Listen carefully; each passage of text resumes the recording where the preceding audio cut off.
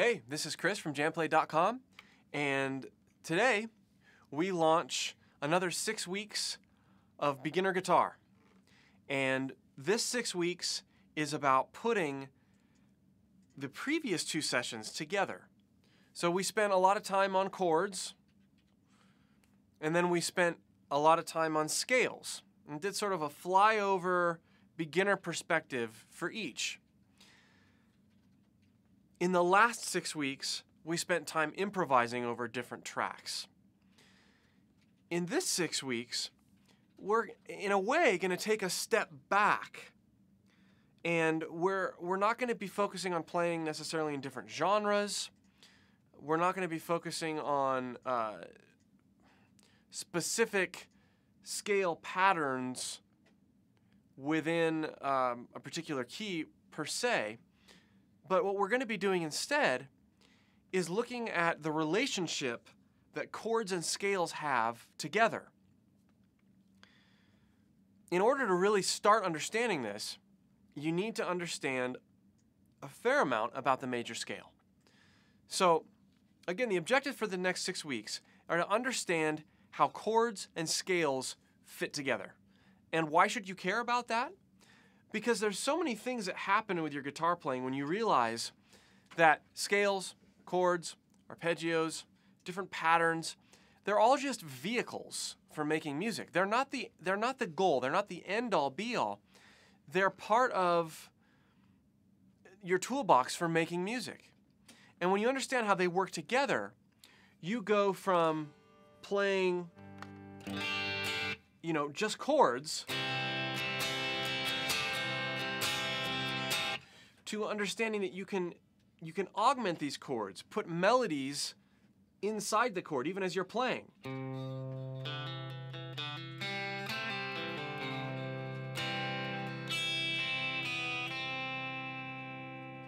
Yeah, you could figure that out just with your ears, and many of you probably have. I know I started that way. But there's a lot of power in knowing that that this chord is related to a scale that's right there in that area. Or that there's also an arpeggio that goes along with it.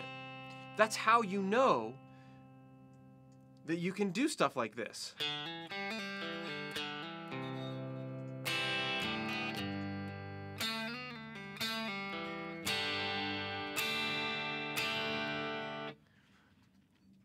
You're drawing from the knowledge that there's a scale, a chord, an arpeggio, a pattern.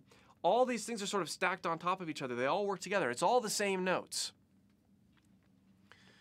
So what you're going to be able to do by the end of this 6 weeks is take some of the basic chords we've learned and be a lot more musical with them. If you rewind to the first 10 weeks, and you remember, I'm spacing the name of it. I had it right before the session. Gone to Sea. If you remember Gone to Sea, and you remember the melody that you played there, that melody was from a G major scale, and that scale worked in concert with the chords, and you could see the scale and the chord sort of happening at the same time.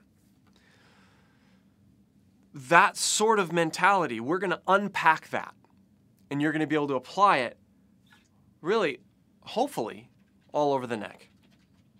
So, this first session is all about gaining a better understanding of the major scale. The better you understand the major scale, the more this other stuff that we're going to cover in the next few weeks is going to make sense.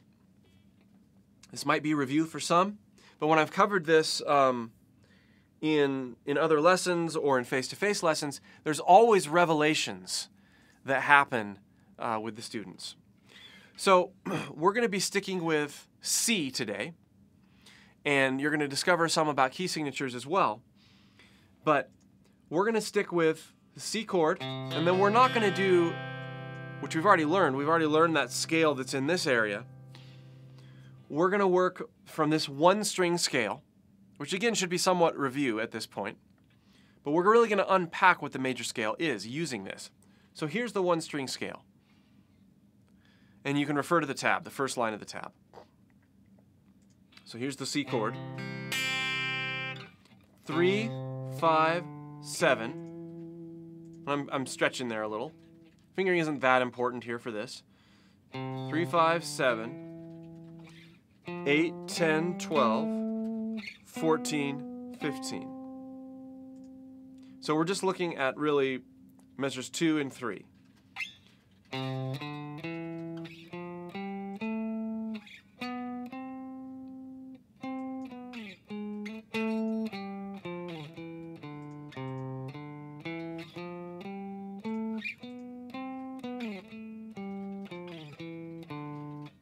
Not that hard to play. But let's analyze this. Every major scale shares the same makeup, it shares the same interval structure, and the reason that you have key signatures is because of this interval structure. In a major scale, we have a combination of whole steps and half steps. A whole step, as you probably know by now, is the distance of 2 frets, or 1 fret in between.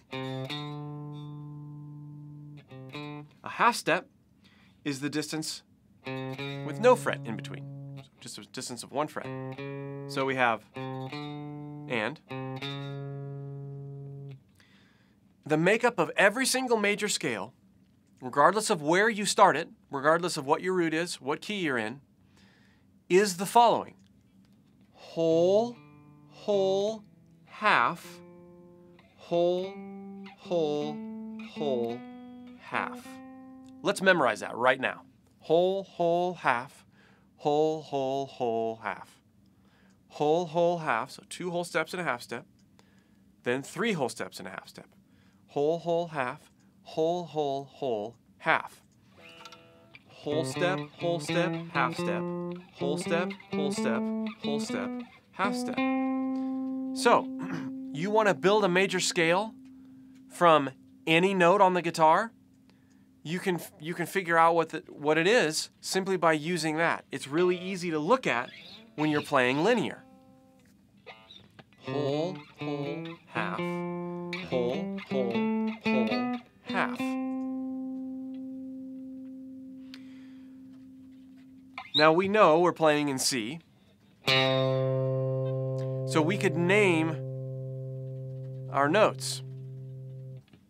C, D, a whole step from here, whole step from C is D, whole, E, half, F, G, A, B, C.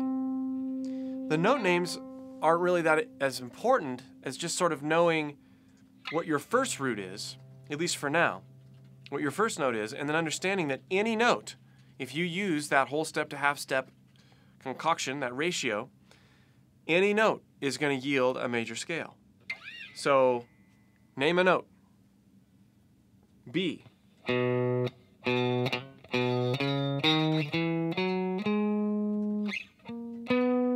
I just played a B major scale. F sharp on a different string.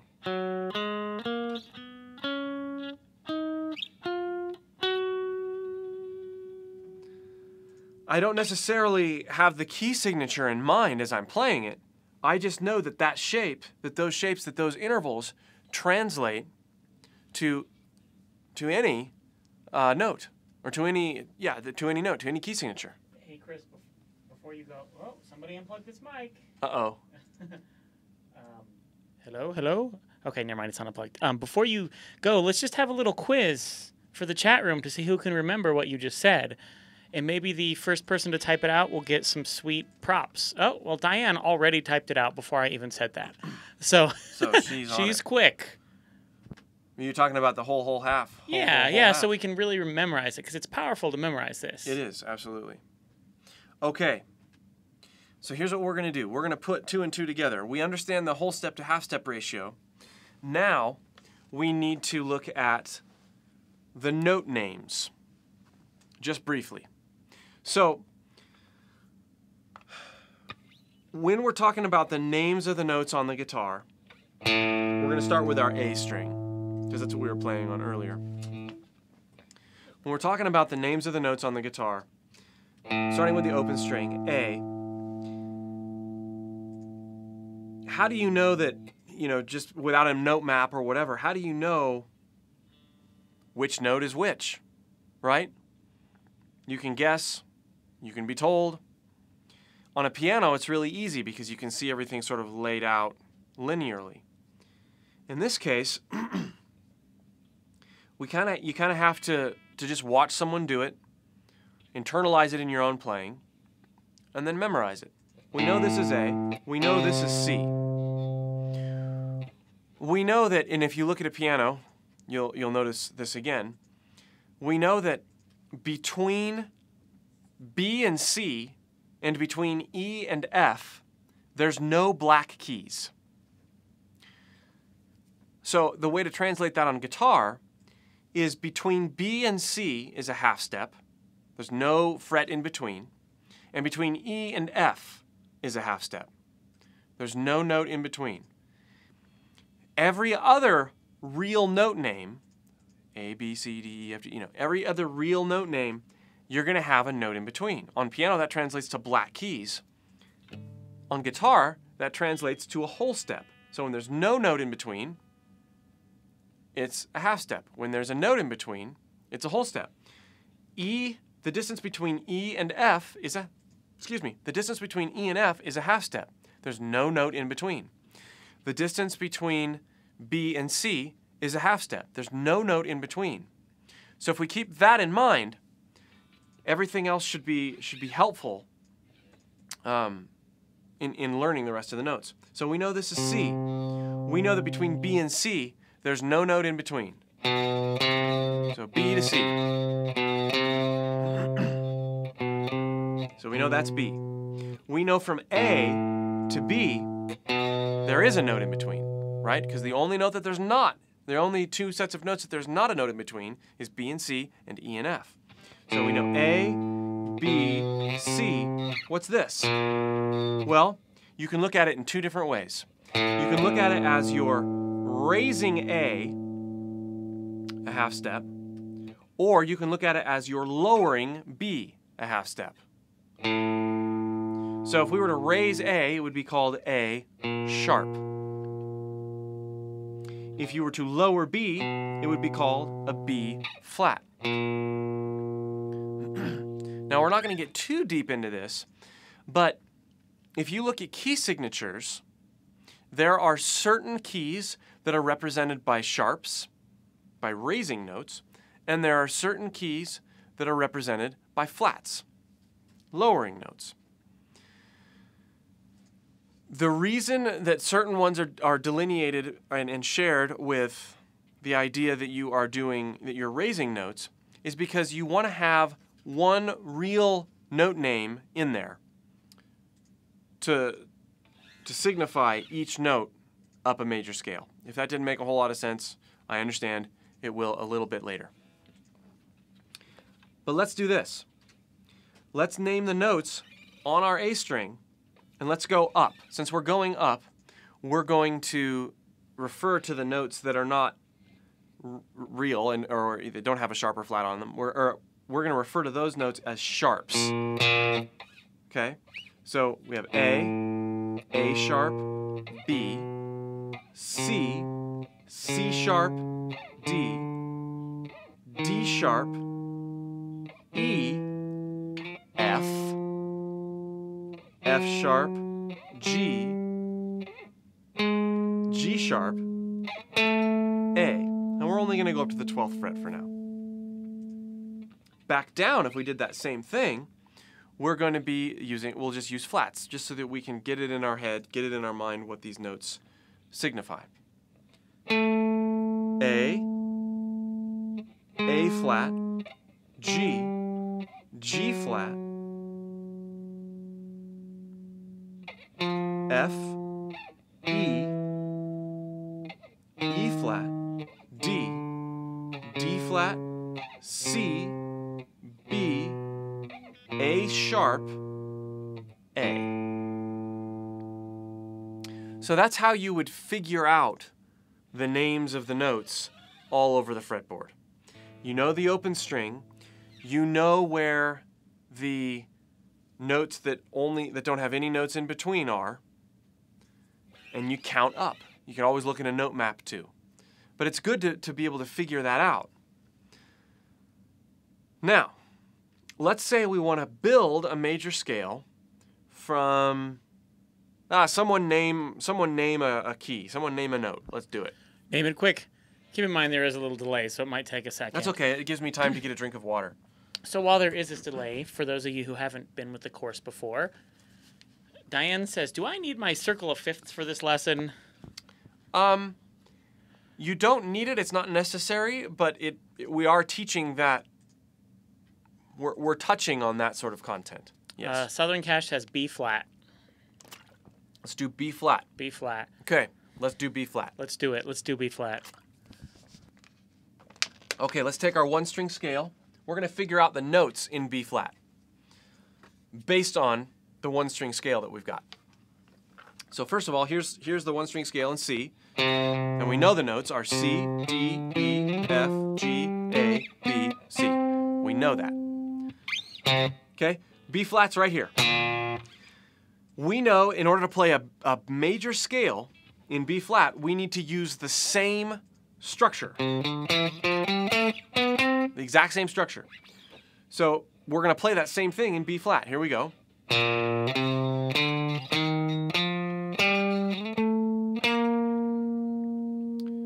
We know that's a B flat major scale. Now we just have to name the notes. B flat, we already know that's C, D, E flat, F, G, A, B flat. So without even knowing the circle of fifths, and this is why I said, you know, we're covering that information, but you don't need to know the circle of fifths. You just need to know how to play this one-string scale, and you can figure out the key signature of any key. We know B flat, C, D, E flat, F, G, A, B flat. So we know that we've got the key signature is B flat and E flat. You could get that by looking at the circle of fifths, but this is a great way to figure it out. So we know that the notes, we know that the only flats that we need to make a major scale, to create that whole step to half step ratio, are B flat and E flat. What's the key signature of B flat? Two flats, B flat and E flat. And you figured it out by taking it to the one-string scale. You can do this with any key. Let's do another one. Someone name another one. While we're waiting for the next one to come in, just to let you guys know, for those who are new, remember, when we're done with this lesson, check out the guided practice. That's as much a part of the series as watching the live sessions. Yep. And I feel like maybe some people haven't seen them or don't know where they are, and sometimes we forget to promote them. Let's get another key signature, friends. Also, while we're waiting, there are badges that are going to be available for each of these in a timely manner. Chasing Wind says G flat. G flat. Way to go. Afterburner 01 also says F sharp if you want to do both. F sharp and G flat. Well, yeah, same note, right? Okay. So I'm going to play a scale, major scale, in G flat. Ready? So easy, right? It's the same thing. You just take it. Okay, so we're in G flat. What are the names? Now we know we're in the key of G flat, so everything's going to be G flat. In other words, we're not going to do this. G flat, G sharp. We're never going to do that. We would call it G flat, A flat, because you want each letter name represented. That's how it works. You would never have G flat and G sharp in the same key signature. Doesn't work that way. It's not organized that way. So G flat, A flat, B flat, B.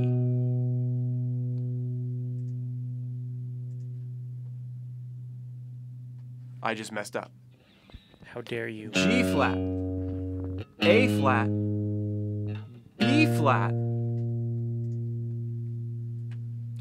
If this would normally be a B, but we have to call it C flat.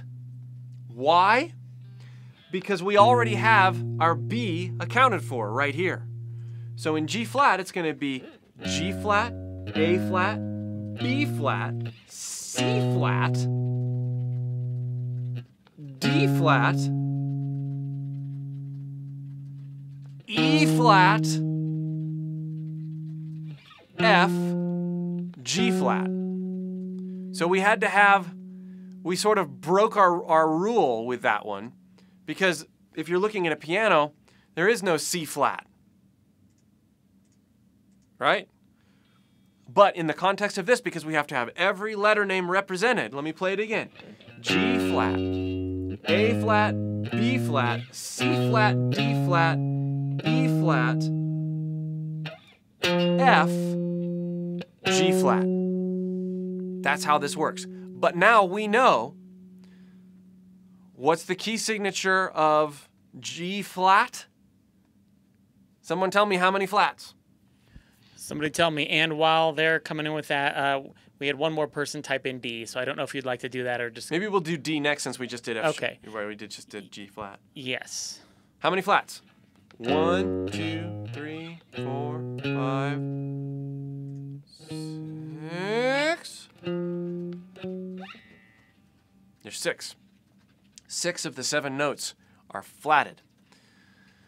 But that's what it takes to build a major scale sound off of the note G flat. And really, G flat and F sharp are the same thing. It'd be similar.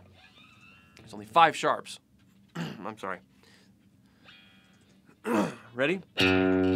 F sharp, G sharp, A sharp, B, C sharp, D sharp. Now here's another funny one. E sharp, F sharp. So with this one, there is no E sharp. We know that, right? But in the context of F sharp, because we need to have each letter accounted for, we have to do it that way. F sharp, G sharp, A sharp, B, C sharp, D sharp, E sharp, F sharp. So the only note that's not sharped is... Actually, I don't know that anybody answered it. Dance and I answered there's 2 flats in a B scale. G flat has 6 flats. That's okay. B. B is the only one that's not sharped in the key of F sharp. Chasing Wind says that's what it's bugging. Now it makes... Yeah. Yeah. That's a really common mistake or misconception that you can sort of just throw sharps and flats around. And you can in terms of accidentals. Like if you're playing in a song and you throw in a note and you lower it, then even if it's a sharp key, you can have a flat. That's not a big deal. But in the context of major scales, when we're trying to understand the major scale, every letter name must be accounted for. So what we've covered so far is we've covered how to take the C major scale, this 1-string C major scale, and figure out, and we were going to do D next, and figure out figure out a major scale from any note. Before we do D, do we have any other questions or comments? Yeah, we do. It's a question from... Sorry, I'm not quite used to using the comment system where I have comments go up on screen too. He says, could you do it counting steps and half steps?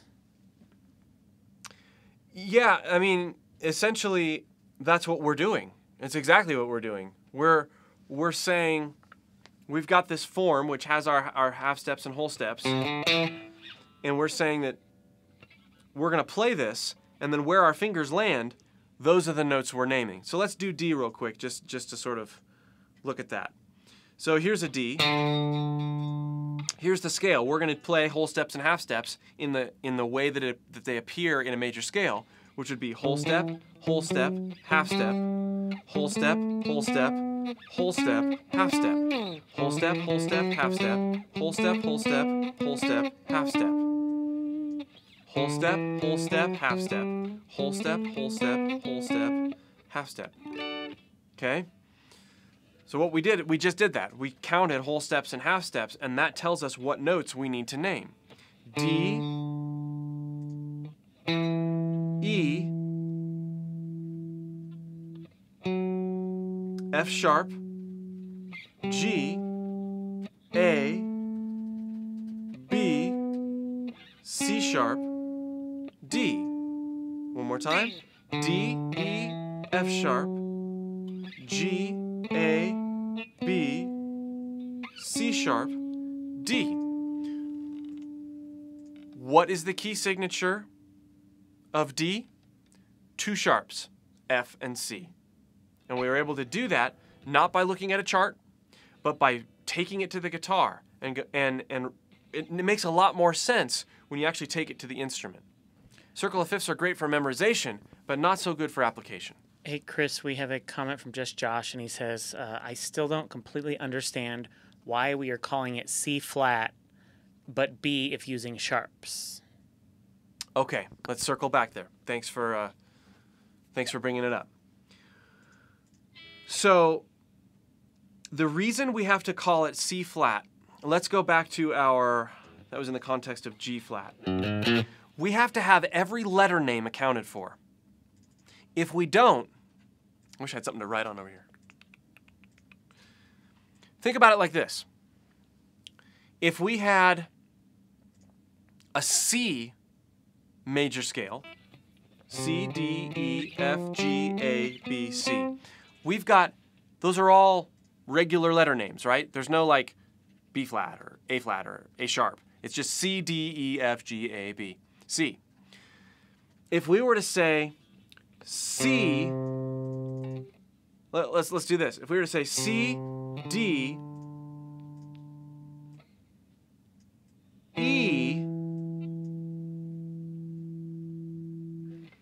E sharp, G, A double sharp, C, we'd be missing the full letter name F, and whichever one I think I did B and B. We missed B. In every scale, whether you have sharps or flats or not, you need to have each real letter name in there once. You can't skip one. If we go to G flat like we were doing, G flat, A flat, B flat, B, we have B flat and B. That's a no-no. Can't do that. G, A, G flat, A flat, B flat, B.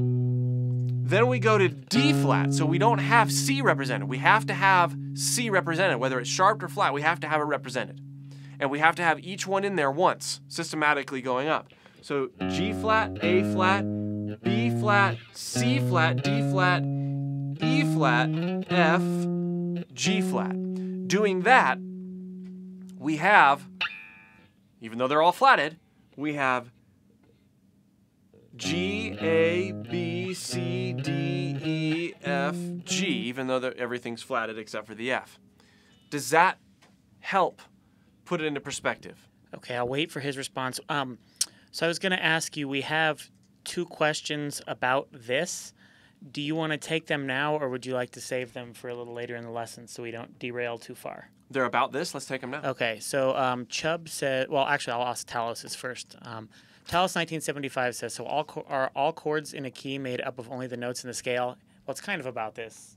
It is, absolutely. Or do any other notes ever sneak in? When we're talking about purely major scale stuff, and there's always, rule breakers everywhere, and those broken rules can be the source of some really cool sounds. But what we're doing in the next 6 weeks is we're really diving into the major scale. And so the answer is yes. When you're talking about chords within the context of the major scale, we're going to use the notes of the scale to help us make sense of the order of things. And you're going to learn about how chords are built. You're going to learn about how chords and scales relate to each other. And it's going to be really, really eye-opening and cool.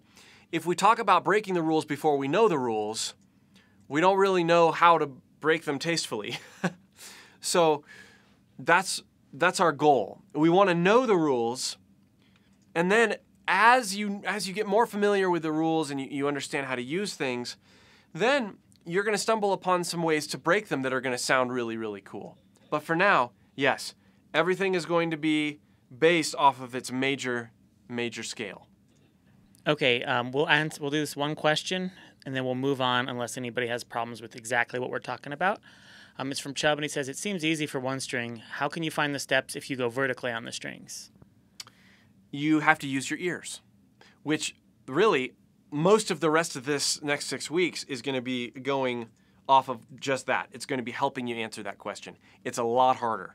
But once you get the sound of the major scale in your head, which is a perfect segue to where we're going next, once you get the sound of the scale in your head, then you can figure it out much easier because you understand the sound, and then it's no big deal to just, find this.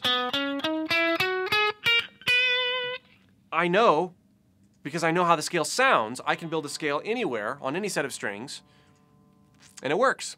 But that's where we're going next. So, great question. It was a perfect lead into what we're doing. Here's what we're going to do. Just so you know, Just Josh says he got it, the Cool. explanation about the sharp and flat. Awesome. Awesome, awesome. Okay. So what we need to do today, what we're going to do today, is even if you don't sing, you're going to learn how to sing a major scale from any note. You're going to get it imprinted in your head. This is going to be so incredibly key. No pun intended. So what we're going to do, we're going to sing, even if you don't sing, it's okay. Sing along with this one string scale. And we're going to name, we're not going to name anything. We're just going to say la. La right now. Play the scale. Let's call up that tab too so we can sort of see it and hear it. La, la, la, la, la, la, la, la, la, la, la, la. We want to get familiar with the intervals. We want to be able to sing the intervals so that they are imprinted in our head. So now, rather than la, let's sing numbers. 1, 2, 3, 4, 5, 6, 7, 1. That's how we're going to do it. 1, 2, 3, 4, 5, 6, 7, 1, 7, 6, 5, 4, 3, 2, 1. So let's take it in baby steps. I'm going to play 1, and I'm going to try to sing 1 and 2. 1, 2, 1, 2. Listen to how 2 sounds with 1. 1, 2. Get familiar with that sound. 1, 2. It's kind of a cool sound. It's a unique sound. That's an interval of a second, a major second, or a whole step. 1, 2. Cool sounding, huh? Okay, now we're gonna go 1, 2, 3. Just playing 1. 1, 2, 3. Ooh, that's a cool sound. 3, 3, 3, 3, 3. It's a major third. It's a really fundamental, cool sound. Again. 3. Get that in your head. That's how it sounds. 2. So we have 2 different notes in addition to the 1.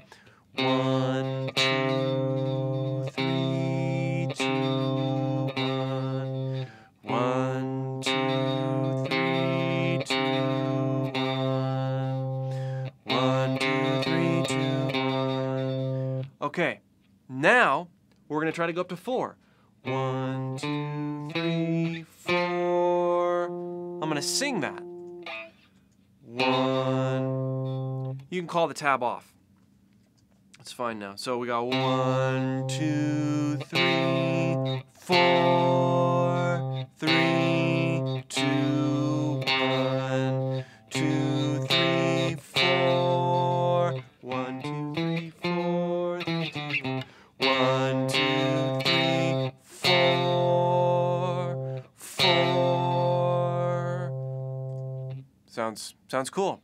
4, 3, 2, 3, 1. 1, 2, 3, 4, 5. 1, 2, 3, 4, 5. 1, 2, 3, 4, 5. This isn't something you can just do instantly, but I hope you see the process I'm going through and figuring it out. 1, 2, 3, 4, 5. 1, 2, 3, 4, 5. 1, 2, 3, 4, 5, 6. 6. 1, 2, 3, 4, 5, 6. 7. 1, 2, 3, 4, 5, 6, 7. Ooh, that's a sound all its own. Sound all its own. 7, 7, 7. 1, 7, 6, 5, 4, 3, 2, 1. So the idea is that you would be able to sing. Someone gives you a note, and you go, oh, I can do that. La, la, la, la, la, la, la, la, 7, 6, 5, 4, 3, 2, 1. 1, 2, 3, 4, 5, 6, 7, 1. Singing a major scale is really important. It's funny, my 6-year-old son's in kindergarten, and in their music class, they have a special. They're teaching him. He's 6, and they're teaching him how to sing a major scale. And it's so cool. This is going to open up so much for you, as you'll see in the next several weeks. But what I want to do now is transition to using the really, really cool practice method we're going to be using over the next 6 weeks. It's called a drone track. Before I do that, do we have any nagging questions? There are not any questions as of the moment. I asked people if they were singing along. Well, actually, Funky has a question. He says, should we worry about hitting the right pitch when singing the notes? Yes, that's the whole point. Yes, to build that muscle ear connection. You have to hit the right pitch. If you have trouble hitting the right pitch, use the guitar to help. It's totally okay. It's getting it ingrained in your mind. You notice when I was playing, sometimes I try to sing it while just holding the root. But sometimes I would 1, 2, 3, and then I'd do it again. 1, 2, 3. And I want to be able to, I want to practice it enough, and even if I have to go back and play it, that's fine, but I want to practice it enough so that I can do it I can hit the right pitches without playing the right pitches. I just play one pitch, 1, 2, 3. And if you have to check it, 1, 2, 3, maybe 1, 2, 3, no, that's wrong, because it doesn't follow the whole step to half step ratio. 1, 2, 3, 1, 2, 3. Yeah, so absolutely, that's the whole point, is getting the right pitches by ear. Okay. That's going to address the other question that was asked earlier about, well, how do I figure that out across multiple strings? You already know it. It's in your head. You just have to, it might require a bit of hunt and pecking. But between knowing it in your head, learning scale patterns like we did the previous 6 weeks, and going through this course, this next 6 weeks, you're going to be able to do that very easily. This is about training your ear, and it's about understanding that it's all the same notes. Like, there's only 12 notes. We're just organizing them in different ways.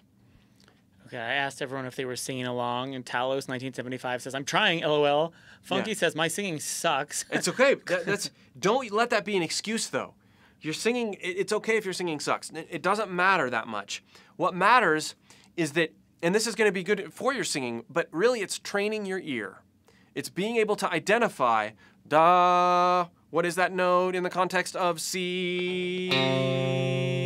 What is it? Da da da da. It's the fourth. I was a little sharp, but let's see. Da. What is it? It's the 7th. Da da. It's the 3rd. Da da. 2nd. Da da. 5th. 6th. 7. 2, 3, 4, 5, 1. Getting to that point is going to be extremely helpful, but it doesn't happen overnight. It happens over years and years of discipline. All right. A couple people said their dog and cat got up and left the room. That happens to me even though, all the time. Funky asked, I can't tell if I'm hitting the right pitch. How exact do we need to be? Exact, 100% exact. If you're not exact, play along with it so that you can match the pitch. So, for example, just like I was doing earlier. 1, I think this is 2. Play it over and over again with yourself. 1, the drone track's gonna help a lot too. I'll show you in a minute. 1, 2, match that pitch, match the pitch. 1, 2. Now try just holding 1. 1, 2. See? Check it again. 1, 2. 1, 2. 1, 2. 1, 2. 1, 2. Try it with the third. 1, 2, 3. 1, 3. 1. 1, 3. 1. But again, I can't stress this enough. You're not going to get it the first time. Funky, you're not going to get it the first time. It's not going to sound right. You're going to have trouble being accurate. You just have to do it over and over and over and over again until that sound gets in your head. And you know, because you've compared and you've practiced a lot, you know that it's the right pitch. Okay, I think, let me double check here. I think that's all the questions. Dr. Tom says, bingo, the light went on. It really helped me to sing the scale. Southern Cash says, I think I do okay until I hit T. Do, re, mi, fa, sol. Yeah, I don't ever use the solfege. It's confusing to me. Oh, yeah, and there was another question from Barb Ryder. He said, how come you're not doing the do, re, mi, fa, sol, la, ti, do? Because it has no real pertinence to the guitar. Like, do, re, mi, why do I need to know mi is 3? Maybe for choir singing or something is fine. But I want to know 1, 2, 3. I want to know that I'm singing the third. That's the whole point of this exercise, is to know if I'm playing the 1 in C, and I'm singing the third, I'm singing an E. It's just another thing that doesn't really relate to the guitar. For choir, that stuff works really great, because that's sort of the language that they use. But for guitar, numbers really works quite a bit better. Okay, it looks like that's all. Cool. All right, so let's listen to and talk about the use, in this case, for the drone track. Here it is. This is a C drone.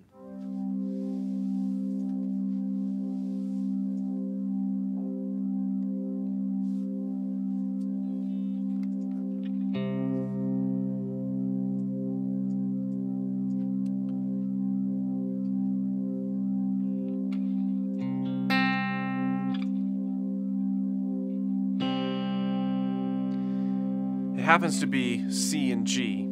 Those are the notes that are being played, but we're definitely focused on C. Now, what's neat about this is without any rhythmic constraints, we are able to familiarize ourselves with the way each note sounds over a C chord in the key of C, using our 1-string scale. It's not so much about playing as it is about playing and listening. The delay on for me, please? I'm going to tune real quick. And I'm only using the delay for atmosphere. It just makes me feel, it's like a comfy chair. You'll see in a minute. It's not necessary.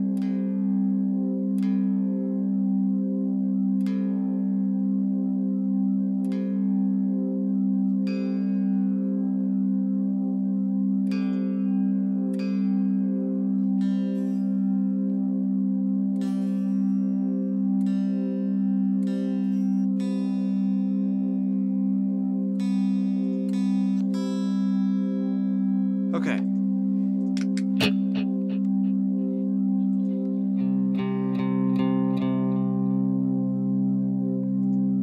Really get into how each note reacts to the track and get into the atmosphere of it. Here's 2. Just play the note. Let it sink in.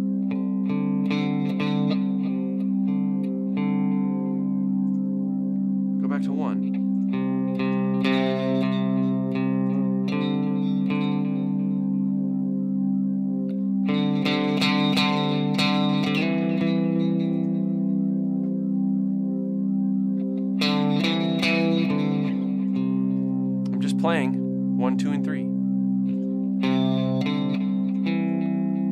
as that note sink in onto the track, you're going to get familiar with how 3 sounds. You can do this with your singing too, if you want. 3, 1, 3, 4, 2, 3, 1. It's great to be able to do that. It's great to learn how to do that, but you can do the same thing and sing along with the guitar. 1, 3, 2, 4, 3, 4, 5, 3, 4, 5, 5, 5, 5, 3, 5,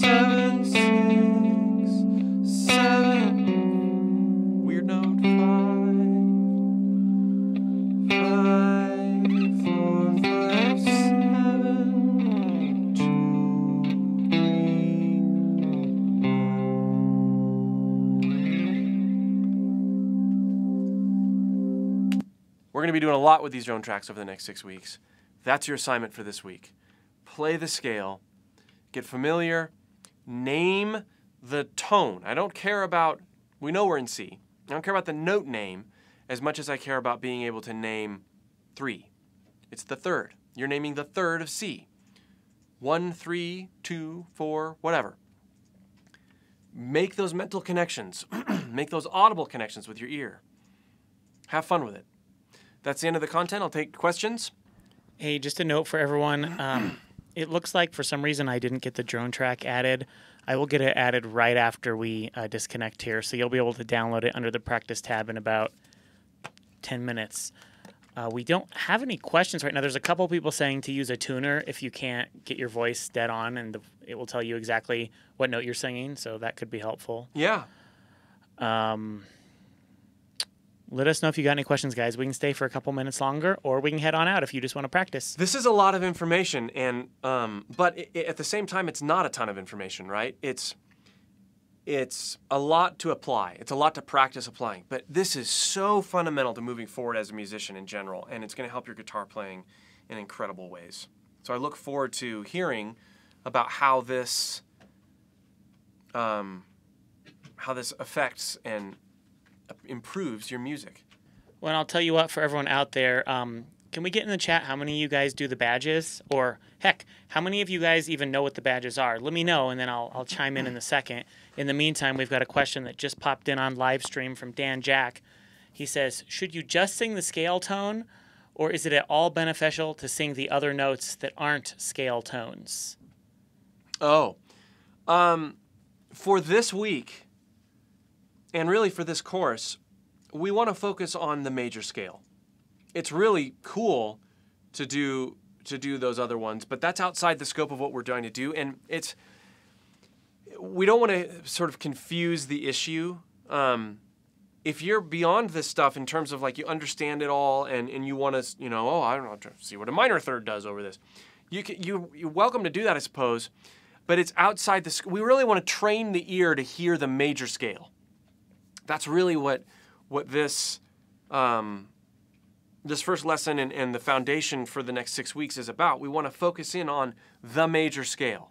We don't want to focus in as much on all intervals. We'll get there eventually, but for the scope of this 6 weeks, it's really about the major scale. Okay, we have another question from Funky. He says, about key signatures. It seems that key signatures on the grand staff are always major. How are minor key signatures conveyed? Ooh, that's a good question. And it's a little bit of a rabbit hole. All key signatures are major. They're all derived from the major scale. Minor key signatures are derived from the major scale. And without getting too deep into this, because we could spend a whole thing on this, several weeks ago, I spent a good amount of time talking about relative major and relative minor relationships. I did that in the context of the Guitar 103 lesson that was covering B minor. I'm not sure exactly which week that was, but if you go look at the one that was covering B minor, I talk about this very thing. And as sort of a precursor to that, and you guys can, if you have questions about this, you can go look at that archive. It was week 4. Week 4. B minor, if you want to know what key B minor is the same key signature as D major. It's because B minor is the relative minor of D major. They share the same notes with a different focus. And again, I talk a lot more about that and how to apply it in week 4 of Guitar 103. Good question, though. It's a very good question. Okay, we have another question from Chubb. Awesome, but how can it be related with music notation? What can we do in this case? For this week, don't worry about it. We want to work on our ear this week. There's a lot you can do in terms of notation. You know, you can see the flats and sharps, whatever, written at the very beginning of the staff. But we really don't care about that stuff this week. We care more about it just being in our ears. If you try to grasp for too many different areas all at once, you're not going to be able to focus in on what the point of what we're doing over the next 6 weeks is, which is, I mean, it's understanding. It's ear training. It's getting familiar.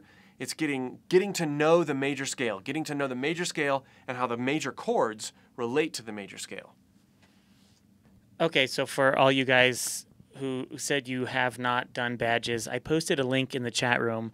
For those of you not in the chat room, watching from a phone or whatever, you just go to the My JamPlay tab in the members area and click My Badges. So what we're going to do tomorrow is I will add a badge or 2 maybe for this course, because I don't know what the badge you actually sent was. But we could add a badge to have you guys sing the scale, if that's not already there, and then to play along with the drone track. The badge that for this particular one is to play the scale. Well, we'll add some more. The point Sure. being for you guys, like, prove to us that you know this. Yeah, absolutely. Take the badge. All you have to do is upload a quick video to YouTube. If you have a phone, you can record it and upload it right through your phone, so you don't need to know anything else, which is pretty great. But this is a really good way to get interaction with an instructor and have them see exactly what you're doing. And we think it's pretty great. Absolutely. I don't have any other questions here. Okay, that's fine. This is a lot of information. It's a lot to apply. Practice up. Test for the badge. I'd love to see how this is sinking in. And do me a favor. Jeff's going to release the badge tomorrow. I better not see anybody doing this badge tomorrow. Give it a couple days. Practice it up. Show us your best. Spend some time with this first. Even if you think you already understand it. Spend a couple days with it. And then submit the badge. Good idea. Good idea. Okay, well, I think that's it, unless you have something else to cover, Chris. I don't. Thank you so much, guys. Thank you for the interaction, all the great questions. We'll see you next week. Next week, we're going to get a little bit more vertical in the key of C. See you there.